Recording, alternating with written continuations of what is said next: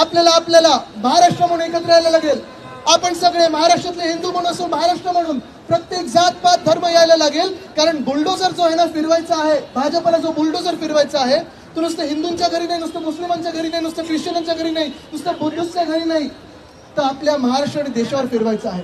आज मी त्या भाजपला इशारा देत आहे, आमच्या महाराष्ट्रात तुम्ही ईव्हीएम मुळे जिंकलेला आहात, जनतेचा तुम्हाला कौल नाही, पाठिंबा नाहीये.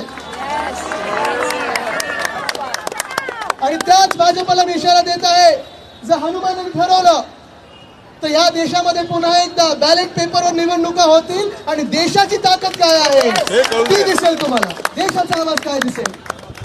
आज आमची जर छाती फाडली, जसं श्री हनुमानाची छाती फाडली, तेव्हा तुम्हाला बघितलं होतं राम लक्ष्मण सीता होतं. आज या देशात आमची जर छाती फाडून पाहिला तर आमच्या छातीमध्ये या देशाचं संविधान आहे, या देशाचा नागरिक आणि हा देश आहे, हेच आम्ही सांगत आहोत. उगाच आमच्या मंदिरांवर येऊ नका, उगाच आमच्या महाराष्ट्रावर येऊ नका. जी काही सत्ता तुम्ही काबीज केली असेल, बरोबर आहे, सरकार चालवा, या देशाची सेवा करा. पाण्याची बाटली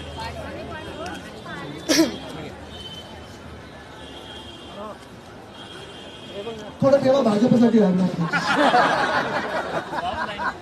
काय काय. मी आज एवढंच सांगतो, मी सगळ्यांना आभार मानतो आपल्या सर्वांचे.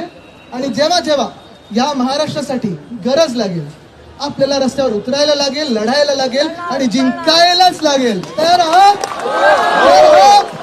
जय जय जय जय भवानी, जय हिंद, जय महाराष्ट्र, वंदे मातरम.